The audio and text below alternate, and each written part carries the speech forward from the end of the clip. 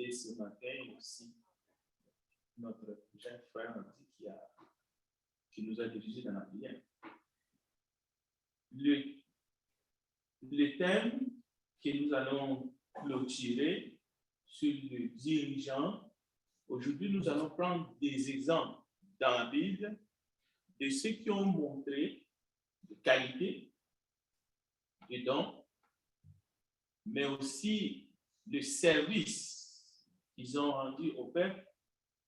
Le but, c'est de comment ils ont fait, comment est-ce qu'ils ont été des instruments, on peut même dire des simples instruments, dans la main du Dieu Tout-Puissant.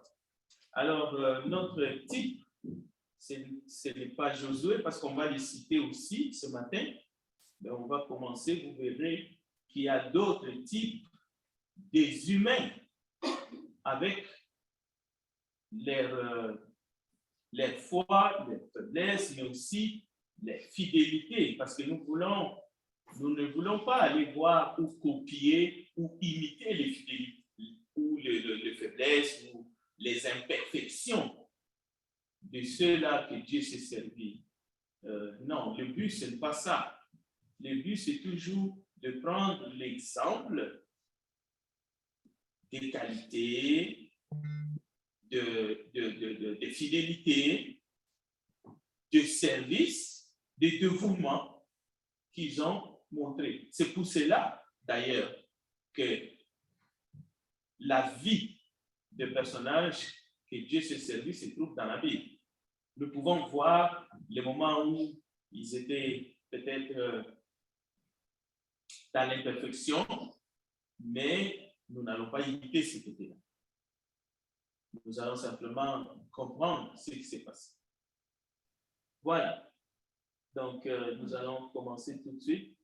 Comment une personne devient-elle mature dans l'assemblée? Le but, ce n'est pas d'être mature. Moi, je suis mature. Non. D'ailleurs, la maturité n'est pas une position qu'on peut acquérir à un moment donné. Parce que nous tendons vers la perfection. La même chose, nous marchons vers la maturité spirituelle. Donc, c'est chaque jour que nous essayons de nous améliorer dans le but de plaire au Seigneur. Mais dans l'assemblée, il y a quand même un minimum, un moment où la personne atteint un certain niveau de sérieux, mais aussi sa conscience est vraiment au point de savoir que non, je suis appelé à servir. Je ne suis pas appelé à m'imposer, par exemple. Non, je suis appelé à rendre service. Je suis un don pour l'Église. Je n'ai pas un don, je suis un don pour l'utilité commune. C'est dans cette perspective-là que les dons sont distribués justement aux membres du corps, mais c'est l'Église qui reçoit. Alors, comment devient-on un dirigeant responsable? On peut répondre de plusieurs façons, mais je prends un point choc. Je vais chercher ce qu'on oublie parfois. C'est-à-dire qu'il y a plusieurs critères. Je ne suis pas là pour dire non, tel critère, ça n'entre pas en ligne de compte ou l'idée que vous avez est totalement fausse. Non, non, non. Alors, Marc chapitre 16, verset 20, vers la fin, vous allez voir que ceux-là qui ont été choisis, ceux-là qui ont été appelés, ceux-là qui ont été consacrés, on peut utiliser tous les termes que vous dites. Ceux-là que Jésus, parce qu'il y avait beaucoup de disciples, Jésus avait beaucoup de disciples. Pour savoir qu'il avait beaucoup de disciples, et même parmi ces disciples, il y avait des femmes qui les suivaient, qui étaient tout le temps en train de suivre ces enseignements et de les servir. C'est parmi cette foule de disciples que Jésus va choisir seulement 12. Et même parmi les 12 qu'il a choisis, il y avait un traître, on le sait.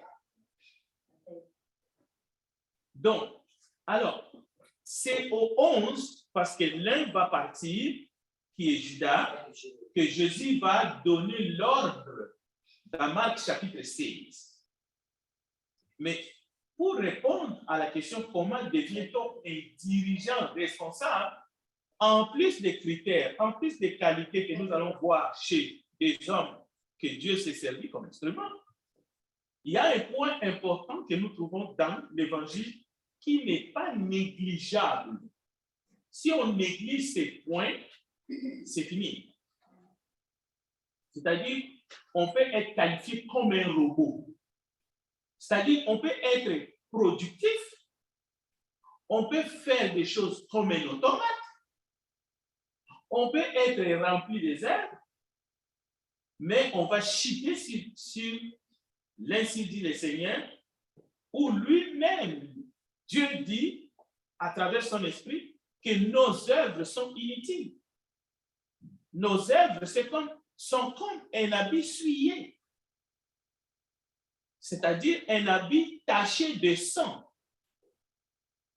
C'est pour vous dire que l'activisme n'est jamais quelque chose qu'il faut le mettre tout de suite dans la perspective du service dans le Seigneur. C'est pour cela, si on est dans le Seigneur, il faut qu'on soit véritablement en Christ et dans le Seigneur. C'est ça qui va donner un sens à tout ce que nous faisons. Parce que lorsque Jésus dit « sans moi, vous ne pouvez rien faire », Jésus n'est pas en train de dire que sans lui, nous sommes incapables de produire quoi que ce soit. Non, nous pouvons produire même de meilleurs. Nous pouvons produire des choses qui sont extraordinaires. Nous pouvons créer une ampoule. Est-ce qu'on se comprend? Nous pouvons fonder une famille, par exemple. On peut être père de nombreux enfants.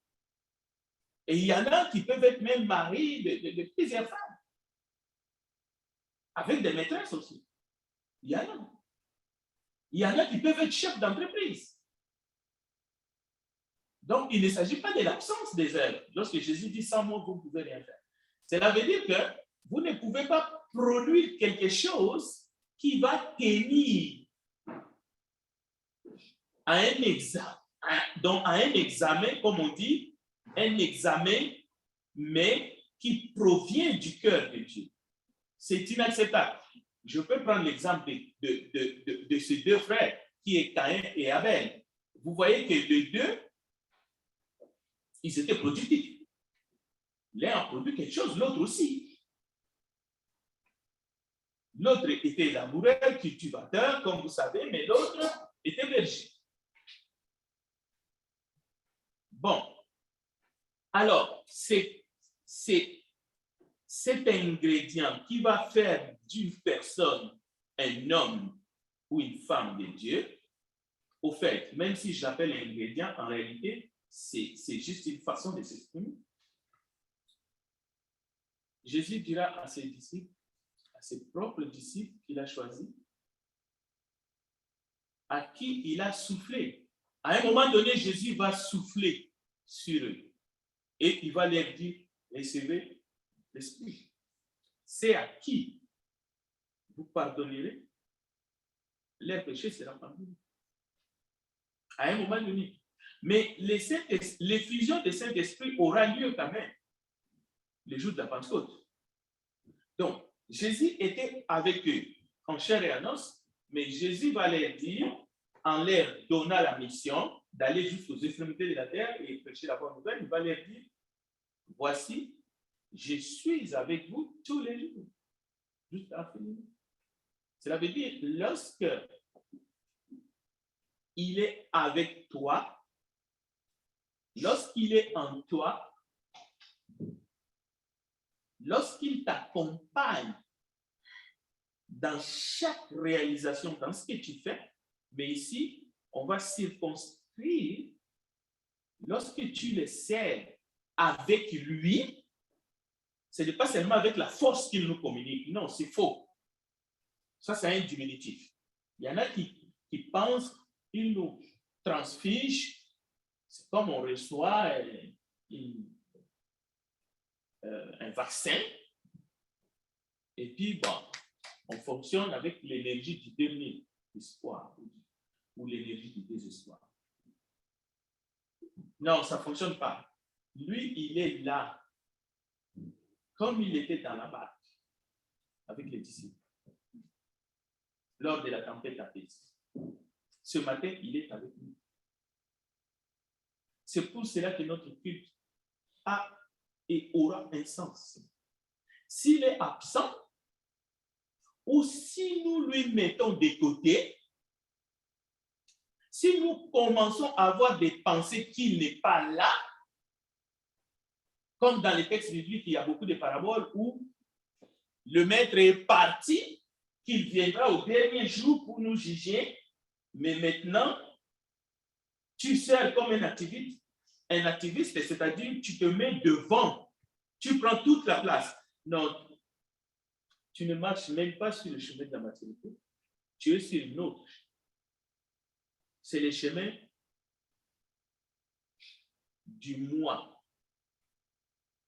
Quelqu'un qui est moi trémière, il va tout le temps, moi, c'est moi, c'est moi. Jésus dit ici, je suis avec vous tous les jours. Voilà ce qu'un dirigeant, un responsable doit savoir. Donc, notre Seigneur Jésus-Christ est notre modèle de service. Cela veut dire que, comme disciples, nous devons imiter le maître dans le cadre du service. Pas seulement imiter ce miracle, comme certains le font. Ah, il a ramassé la boue, il a craché dessus, il a mis quelqu'un sur les yeux et la personne a vu. Donc, on va l'imiter. Voilà comment les apprentis sorciers font. Ce n'est pas cela. Il faut imiter comment il a rendu service, avec quelle attitude, avec quelle disponibilité, quelle était sa relation avec le Père. Comment est-ce que chaque fois il disait, moi, je ne fais rien sans lui. C'est mon Père qui agit en moi. Il disait ça. Si lui disait ça, pourquoi nous, on aurait de la difficulté à le dire? Si Jésus disait, ce n'est pas moi, c'est mon Père qui agit en moi. J'ai dit ce que j'ai vu chez mon Père. Donc, nous pouvons l'imiter aussi dans ce sens-là. Alors, aujourd'hui, on ne va pas seulement se limiter là, parce que Paul disait, imitez-moi, parce que moi, j'imite le Christ. Donc, nous allons prendre aussi des exemples où plusieurs serviteurs et servantes de l'Éternel, qui étaient des dirigeants extraordinaires, il ne faut pas avoir peur de le dire, il ne faut pas avoir honte de le dire. Ceux que l'Éternel s'est servi, c'était des dirigeants hors pair. Donc, on ne peut pas les comparer avec les dirigeants de ce monde. Pourquoi c'était des dirigeants extraordinaires? Ce n'est pas parce qu'ils étaient des hommes ingénieux, non. Ils parlaient avec éloquence, non, non, non. Ils étaient des hommes et des femmes extraordinaires parce que le Seigneur était avec eux. Le Seigneur travaillait avec eux. C'est pour ça.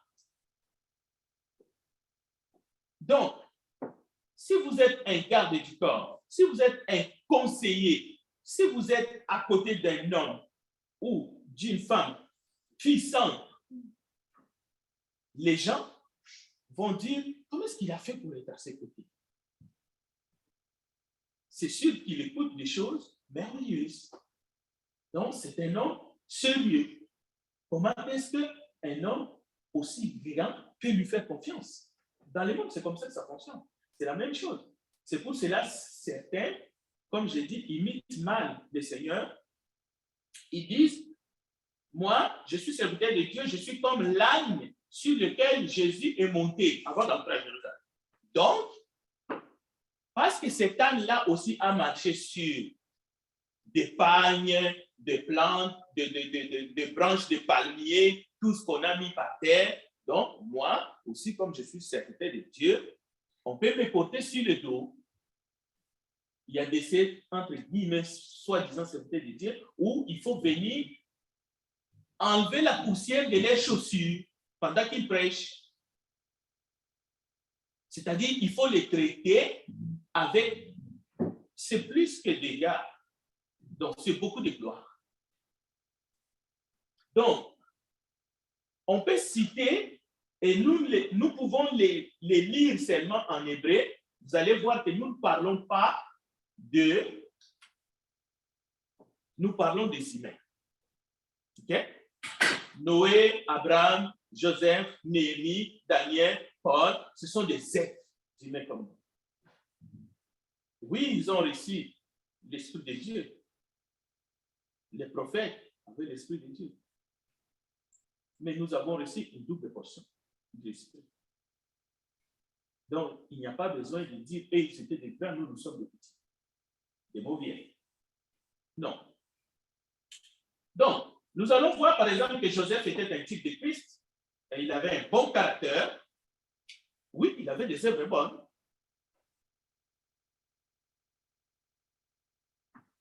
Il avait un cœur bon. Mais le Seigneur était avec lui. L'Éternel était avec lui. Dès son jeune âge, d'ailleurs. Donc, si l'Esprit du Seigneur n'est pas avec nous ce matin, même notre culte n'aura pas de sens. Si on cherche une caractéristique dans la vie de Joseph, c'est que l'Esprit du Seigneur était avec Joseph. Il avait des convictions. C'était un Hébreu. Vous savez que dans la culture hébreu, il y avait pas mal de coutumes, de traditions. C'était un membre de famille. Il avait ses parents, mais il avait une relation personnelle. Il avait une intimité avec l'Éternel Dieu, le Dieu de son père. Mais il avait la sagesse. Ce n'était pas une sagesse que ses parents lui ont donnée. Oui, ses parents lui ont donné des conseils. Mais vous verrez que dans les textes, c'est l'Éternel, le Seigneur, qui a donné à Joseph la sagesse. Et même la sagesse d'interpréter les songes. Donc, on ne peut pas douter la source de sa sagesse.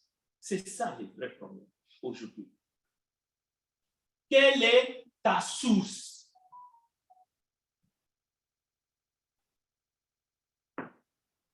Dieu lui a donné la sagesse. Dieu va lui donner aussi plus tard le courage, l'autorité, la prospérité. Et tout cela, les bénéficiaires étaient le peuple. En commençant d'abord par le peuple d'Égypte, mais aussi son propre peuple. Il a sauvé son peuple de la famine. Il va passer par plusieurs étapes dans sa vie, on sait. Il n'a jamais été soldat. Joseph. Dans ce sens-là, mais il a quand même gardé les troupeaux de son père. Berger, oui, mais il va être gardien de prison. Donc, il va être au moins en deuxième position du gardien de prison, mais il va s'occuper de toute la maison de Potiphar, ainsi de suite. Même ses propres frères, à un moment donné, ils vont lui dire des choses. Mais on pourrait parler de Moïse, mais on n'aura pas le temps de parler de tous ceux-là qui étaient des bons dirigeants. Nous ne disons pas qu'ils étaient de bons dirigeants. Ils ont un témoignage et c'est des humains, des gens qui avaient père et mère. Ce n'est pas des Melchisédek. Des gens qui n'avaient ni père ni mère. Non, non, non. Ce sont des humains comme nous. Et Moïse, malgré que lui-même au début, il va dire qu'il ne savait pas prier et qu'il ne savait pas parler, mais on sait que Dieu va se servir de lui, mais d'une manière extraordinaire. Alors, nous allons encore parler un petit peu de Joseph. C'était un homme déterminé. Voilà une qualité d'un leader. Je ne parle pas d'un chef. Le terme chef, ça ne convient pas avec l'étude que nous sommes en train de faire. C'est un serviteur. Donc, un homme déterminé, pas contre les gens, mais dans l'accomplissement de ses tâches. C'est-à-dire, s'il commence un service, il faut qu'il aille jusqu'au bout. C'est comme Moïse. Moïse écoutait les gens au point que son beau-père observait Moïse et il a dit, tu vas nuire à ta propre santé et même tout ce peuple-là, il risque de se perdre. Donc, il était assidu du matin au soir. Il écoutait le peuple. Il tranchait les petites, les grandes, les moyennes. Il était là. Mais son beau-père va lui donner un conseil. C'est là qu'il va établir des anciens. Donc, c'est pour dire que Joseph, il remplissait même les moindres responsabilités avec dignité, mais tout en bénissant l'Éternel Dieu. C'est-à-dire, dans la vie de Joseph, Dieu ne pouvait pas être à l'ombre. Il y a plusieurs façons de mettre Dieu à l'ombre. Même juste dans notre langage, nous pouvons prendre toute la place et reléguer l'Éternel Dieu dans les oubliettes. Parce que les gens écoutent ce que nous prononçons comme parole. C'est pour cela, une prédication où on n'attend pas le nom de Jésus-Christ. Mon frère, tu t'es gouré du début à la fin. Et ça ne va édifier personne. Parce que le nom qui fait trembler, le nom qui est au-dessus de tous les noms, le nom qui transforme, le nom qui sauve, c'est le nom de Jésus-Christ. Comment tu peux passer 40 minutes en train de faire un sermon ou une étude biblique? Si tu te réécoutes, tu prends une vidéo, mais tu vas voir, tu n'as pas cité le nom de Jésus même une seule fois. Ce n'est pas une formule, c'est la réalité de la prédication. Et même dans les écoles bibliques, on dit aux jeunes, écoutez, la prédication, c'est la vie de Jésus. Prêche sur la vie de Jésus.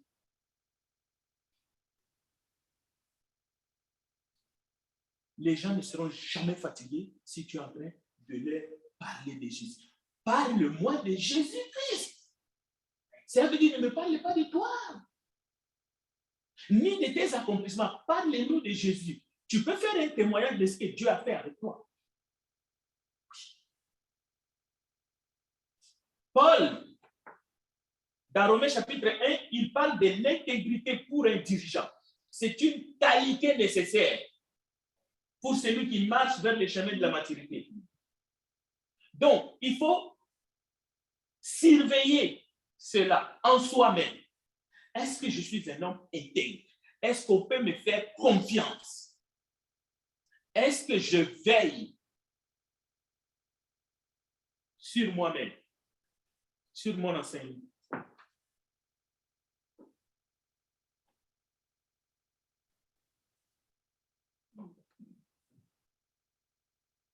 Donc, les principes bibliques ne sont pas simplement pour qu'on les enseigne, mais c'est pour qu'on puisse vivre de ces choses-là. C'est les conseils de Paul à Timothée. Un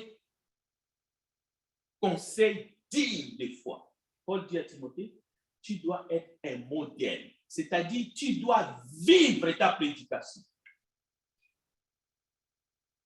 Tu dois être fidèle. Un exemple que les autres peuvent suivre dans le service.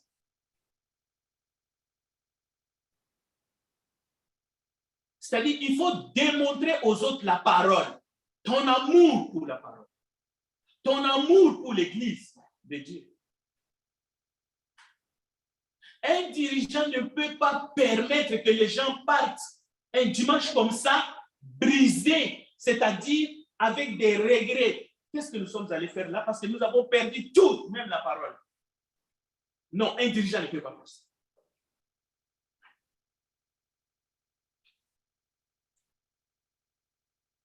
un bon dirigeant.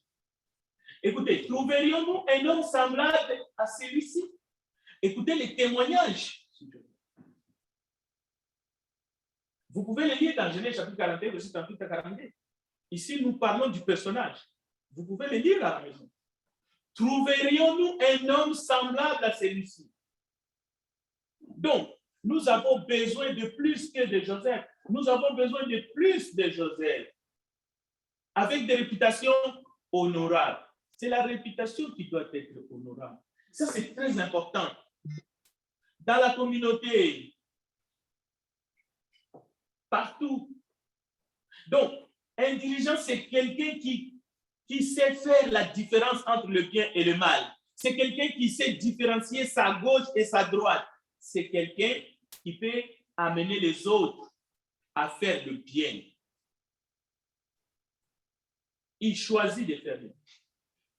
C'est ça que ça veut dire, vous recevrez la puissance du Saint-Esprit et vous serez mes témoins. Donc, un témoin, ce n'est pas seulement celui qui proclame. Non. C'est le serviteur, la servante, qui comprend que par la puissance de Dieu, le Dieu qui l'habite, il peut prouver au monde par ses actions petites, moyennes, grandes, qu'il sert le Dieu vivant. Par ses décisions. C'est comme dans la famille. C'est par des petites décisions. Des grandes décisions. Dans les moments où tout le monde est dubitatif, tout le monde ne sait pas qu'est-ce qu'on va faire. Voilà le dirigeant, celui qui est le responsable. Il dit, voici le chemin. Ce n'est pas par des ordres. Un dirigeant, c'est quelqu'un qui sert Dieu. C'est tout. Peut-être que vous n'êtes pas dirigeant dans les annales, c'est-à-dire que vous n'êtes pas dans l'administration de l'Église. Il y a un nombre limité. On ne peut pas mettre les noms de tout le monde. Même si on peut les mettre si on le veut. Ce n'est pas parce que votre nom est au bureau du directeur des entreprises du Québec que vous êtes un dirigeant. Non. Dirigeant, ça veut dire, c'est quelqu'un qui dirige. Non, ce n'est pas les services. Mais n'oubliez jamais ce que Jésus a dit dans son sermon. Nul ne peut servir d'eux-mêmes. Souvent, nous le disons, peut-être dans un autre contexte. Non, dans le contexte des services. C'est dans le contexte des services que cette parole-là est sortie. Nul ne peut servir d'eux-mêmes. Ou il haïra l'un et aimera l'autre, ou il s'attachera à l'un et méprisera l'autre. Cela veut dire aussi que c'est une question de témoignage. C'est une question de la nouvelle naissance. Est-ce que je suis véritablement un enfant de Dieu pour servir mon Père? Est-ce que je démontre une intimité? Parce que c'est facile de dire je suis né de nouveau, mon baptême est authentique. Non, le problème n'est pas vraiment là. La question est mal posée. Mais est-ce que je démontre une intimité persévérante avec le Seigneur Jésus-Christ? Est-ce que je rends témoignage de ma vie à Christ? Est-ce que j'obéis à la parole de Dieu? Quelqu'un qui n'obéit pas à la parole de Dieu, quelqu'un qui n'a pas la crainte de Dieu, ne peut pas être intelligent. Souvent, on dit, oh, pourquoi est-ce qu'on lui a enlevé ses attributions dans l'Église? Est-ce que nous sommes sérieux? Est-ce que quelqu'un peut avoir des attributions dans une entreprise s'il n'obéit pas aux principes dans une entreprise. Il y a des chefs des entreprises ici, il y a des directeurs ici, je vous connais tous.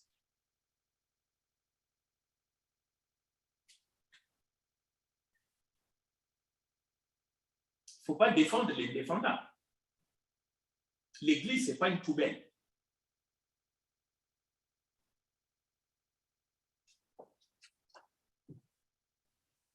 Genèse chapitre 45, versets 5 à 10. Écoutez ce que Joseph dit. Dieu m'a envoyé devant vous. Il m'a établi père du Pharaon. Écoutez, mais c'était un jeune homme.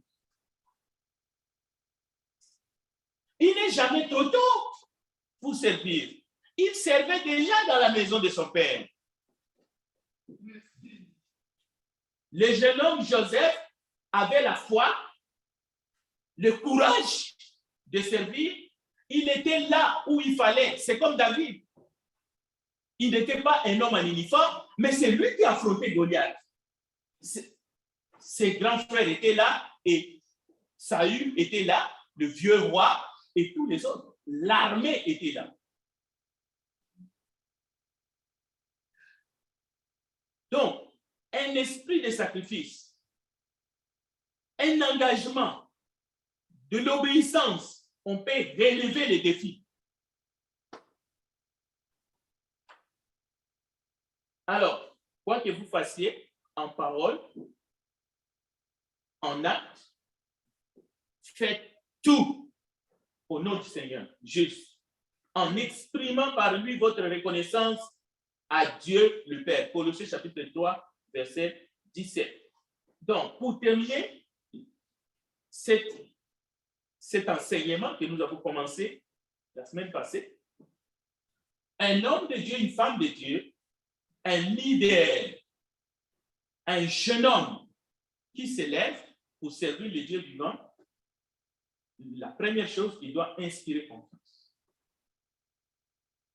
Comment nous le savons? Écoutez ce que Pharaon dit au sujet de Joseph. Et le Pharaon dit à tous les Égyptiens, allez à Joseph, faites ce qu'il vous dit.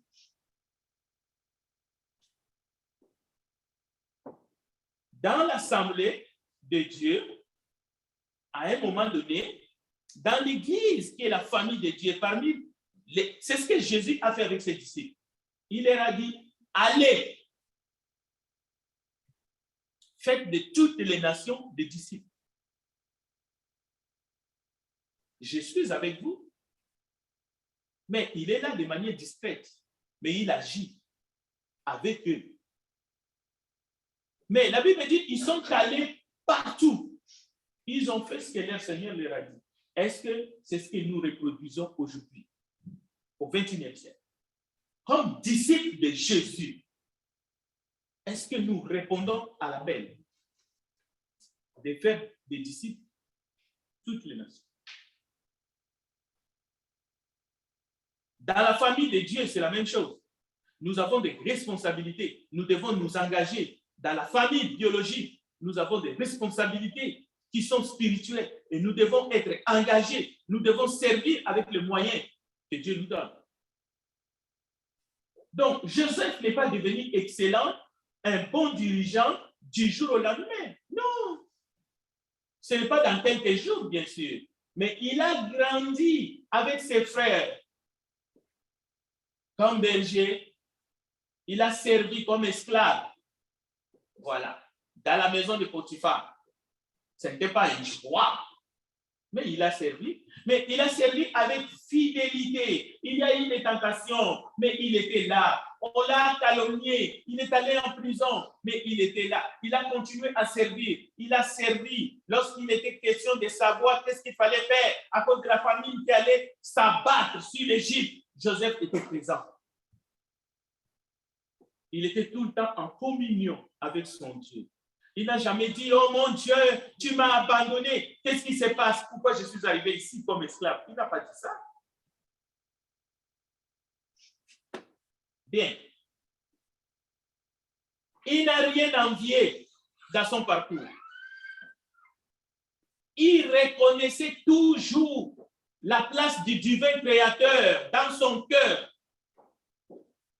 Voilà pourquoi Joseph est un type de Christ.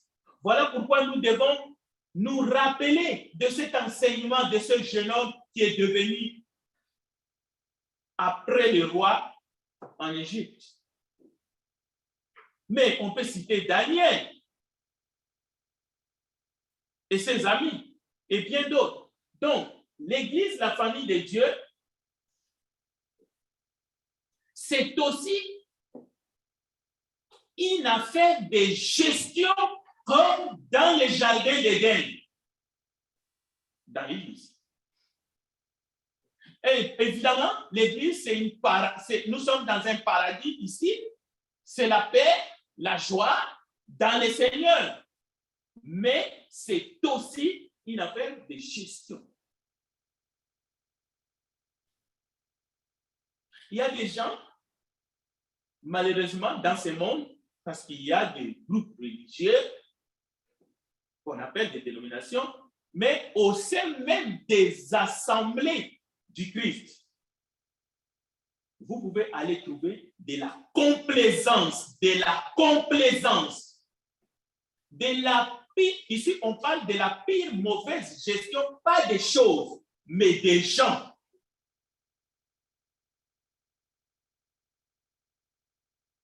Et le jugement sera terrible au dernier jour.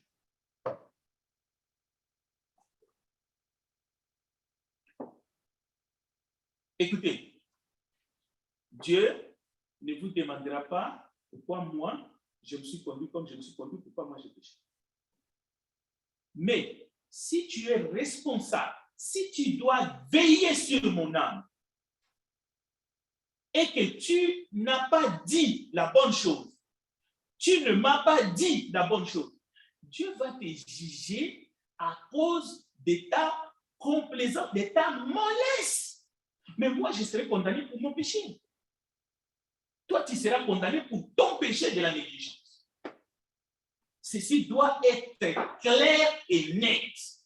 Ça se trouve dans les Écritures. Dieu a fait de Joseph un bon gestionnaire.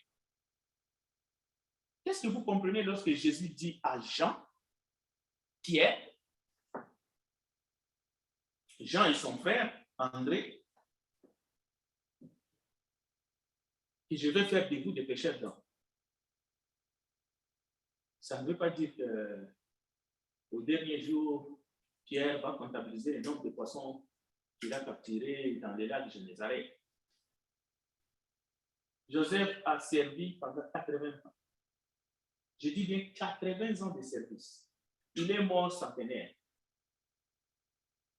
Mais il ne mettait rien à son propre compte. Rien.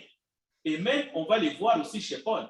Paul dit, j'ai travaillé plus que eux tous. Toutefois, ce n'était pas moi. C'était la grâce de Dieu. Très important.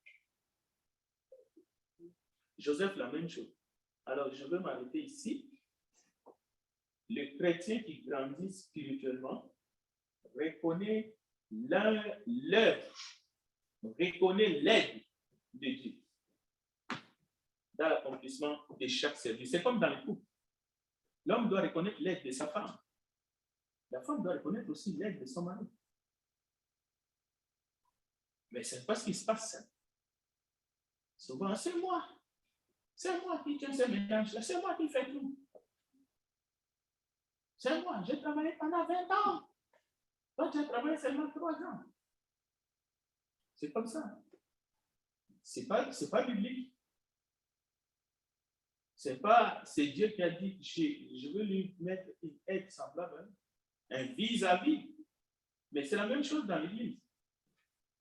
Vous allez trouver des dirigeants qui s'enorgueillissent, qui se prennent pour des chefs, ainsi de suite. Eh bien, soyons des bons dirigeants comme Joseph, Daniel, Moïse et les autres. Que Dieu bénisse sa parole. Je vais laisser quand même, si vous avez une question, un commentaire, je vais le prendre et après on va s'arrêter à 50. Dans quelques minutes seulement parce qu'on doit respecter les temps. J'ai clôturé cet enseignement sur les dirigeants. On a commencé la semaine passée. On va passer à autre chose. Avant que j'ai pris, est-ce que quelqu'un